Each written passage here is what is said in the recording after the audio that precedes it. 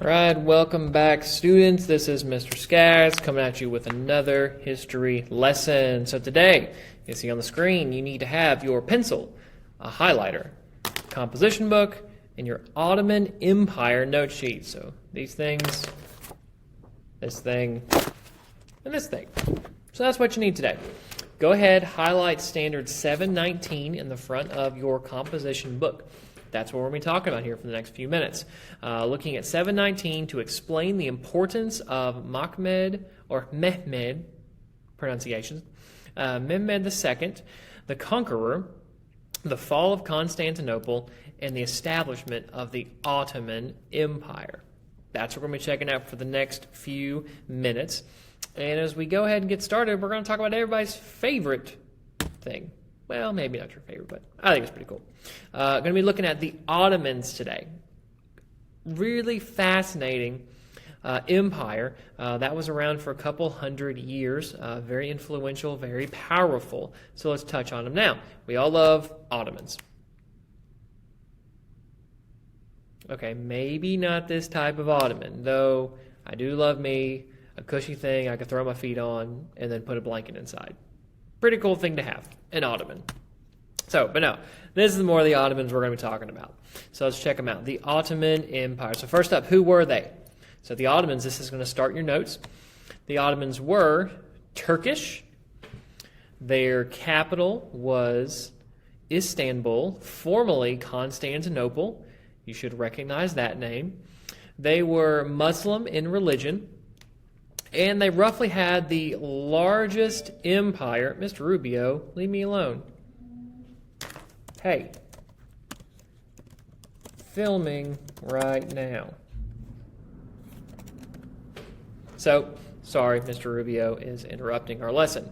So they had the largest empire in the world from between the 14th and 16th centuries. Very impressive, the size and the scope of their empire. So we'll look at it now.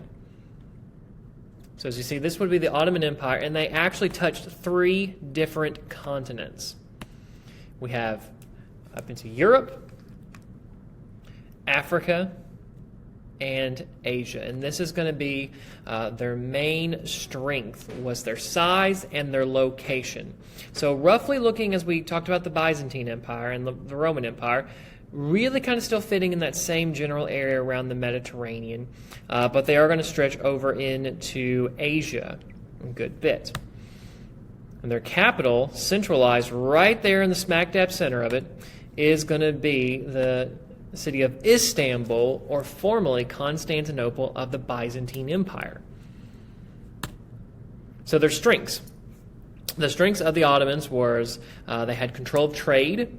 They got a whole lot of money from trade, and they had superior technology. So let's look at the first one of those. So they had control of trade. That's too far. So they had control of trade. Their centralized location, as we saw, between the Mediterranean going out to the Indian Ocean from the Red Sea, really kept them in a good spot for controlling trade. Especially the capital of Istanbul on the Bosphorus Strait right here, Istanbul, between what would be, this would be closer to the Mediterranean Sea and the Black Sea here. Very key in trade routes between the east, going out towards China, and then west going into Europe.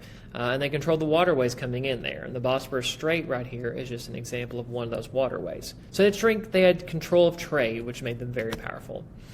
As you see right here, here's kind of an illustrated version of trade during this time period, starting in China and then flowing this way around India, through the Middle East, and up into Europe. And as we're looking at this map right here, this was the main trade route. And so whether you went by sea through Baghdad or up the Red Sea through Cairo and into the Mediterranean, you had to go through the Ottoman Empire if you wanted to do trade. You had to do it. So, and as we've talked about it so far with our West African kingdoms, when you control trade routes, and I think you might remember this from last year talking about China, when you control roads for trade, you can make money because people got to pay to use your roads. So no matter which way someone wanted to go for trade, they had to go through the Ottoman Empire. And this made them a whole lot of money, made them really rich. And so what they did with that money was pretty interesting how they used it. In the capital of Istanbul, not Constantinople, they built around 600 mosques. And the wealth that they spent on these was made for architecture. They really valued buildings and monuments and mosques. Places to kind of celebrate who they are, what they were about, and kind of celebrating that. And the most famous example of that is the Blue Mosque. So here's another example of the Blue Mosque. Some people coming into it. Very big building. Here's the inside of it. It's a couple examples. Here's an outside view of it. Very beautiful, beautiful building. And if you see the 5 spires that are on top of the building here, it seems kind of weird, like that's not how you would put architecture like that. But actually the 5 spires on there, I believe actually represent the 5 pillars of Islam. So if you look towards the Blue Mosque, you see those spires, it makes you think about the 5 pillars. So it's very religious in how they went about doing their architecture and their planning. So here's an example of some art that would be in the Blue Mosque. And what we see different about Islamic art is they do not use pictures. They don't believe in using pictures of people or any sort of image of anyone. It's almost like making an idol. So you'll see in Islamic art a lot of calligraphy. Calligraphy is a fancy way of writing. Easy way to say that. So very into calligraphy. Here's cool. Here's some porcelain. And porcelain was a good that came out of China. We'll talk about China here soon. And we see a little bit of cultural diffusion here. So they're taking Chinese porcelain and putting their sort of Arabic style Islamic art on top of it. Very cool kind of mixture of cultures that we see here. So the next thing that was a strength of theirs was their technology. First thing, astronomy and geography. They were very advanced as far as with what they were thinking, as far as with observing the world in science. So with astronomy, they rejected Aristotle's earth-centered approach. If we're going back into ancient times, Aristotle said that the earth was the center of the universe for various reasons. And these guys said no. They observed the stars, the movements of the moon, the sun, and said, nope, don't think we're in the middle of all of this. They also built observatories. That's how they were able to get their research about the sky and the stars. They would make the first map of Antarctica and the Americas. Pretty cool stuff. Going on to medicine and education, they had the first surgical atlas, kind of an illustrated guide to the human body. Very fascinating. And they had the first technical universities where people would go to learn about a particular job, how you do something. Science would be over, they had advances in physics. They made advances with the mechanical clock.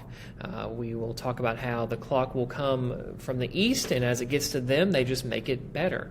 Another example of diffusion. And also did advances with the steam turbine using compressed air and heat to make movement.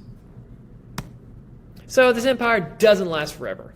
Most of them don't. They all eventually fall. And so the Ottomans, how they would fall was the Europeans honestly got sick of giving them money. They got sick of it. And so what the Europeans did... Okay, back to this now. So the Europeans are going to, they broke the Ottomans' trade strength by doing this. They decided, if any of you have ever had someone that you do not like, and you decided that, man, I do not like this person, I will do anything to not be with them. You might have changed a class period, or you see someone in the hallway and you just turn around and go the opposite way. That's kind of what the Europeans did. They said, we would rather go all the way around Africa, risk dying because I'd never done it before, to get around this way to avoid going through the land that the Ottomans owned. It was like, we get this, we will not go for you guys. And so what they did was they made their own trade routes just to avoid the Ottomans. And this would cripple them because they didn't get their money that they were getting from exploration. And so the next key thing we want to kick out real quick is looking at some key sultans of the Ottomans. And those may not be the sultans I'm thinking of, but they could be close. So check out Sultan number 1. We have Mehmed II. Wait a minute. He kind of does look like Jafar, actually. And so Mehmed II, or the Conqueror. Hey, you're riding bus 572 or bus 573. I picked the wrong time to do this, guys. Bus 588. Wrong time. Your bus is here. Time to head down to the bus lane. Bus 572, bus 573, bus 588. You are dismissed. So, Mehmed was well known for his cruelty, and there's estimates that he killed about 30,000 people a year while he was in charge. Whether it was prisoners, whether it was lawbreakers, whether it was somebody who made his coffee wrong, he was not a good dude, not a good dude. But what he is most notable for is being the one to really establish the Ottoman Empire after they would take control of Constantinople, the capital of the Byzantine Empire, able to conquer it, establishing what would be the Ottoman Empire. And here's some renderings of that, them breaking through the walls of Constantinople, which were very strong, very thick, but the Ottomans were able to break through. We see Mehmed riding in on a big horse, ready to go get some people. Well, it looks like they already got, but going in to take over. So that's Sultan number 1, Mr. Mehmed II. Next one, we have, well, yeah, he does kind of look like him. The next Sultan we need to talk about. Okay, well, that's a Sultan too, but here we go. Wait a minute.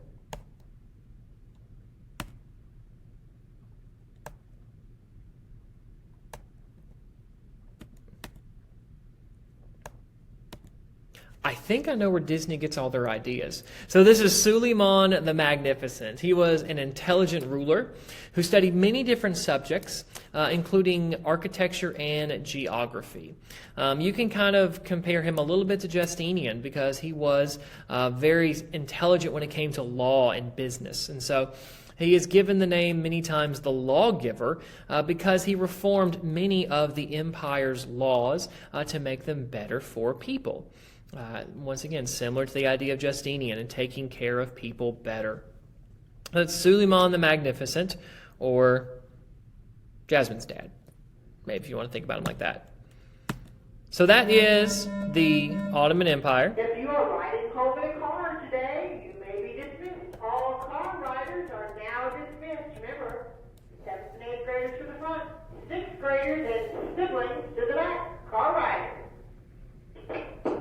So our standard today was 719 to explain the importance of Mehmed the Conqueror, the fall of Constantinople, and to establish the Ottoman Empire. So your exit ticket for today, this will be your virtual exit ticket. You have your 2 ways to submit this. Your question for your exit ticket is 2 things, 2 parts for your exit ticket. What were the strengths of the Ottoman Empire? That's your first thing you need to give us. And what were the contributions of Mehmed II and Suleiman the Magnificent to that empire? Hope you guys enjoyed this lesson. Make sure to fill out your notes, put them in your composition book when you're done, and we'll see you in class here soon.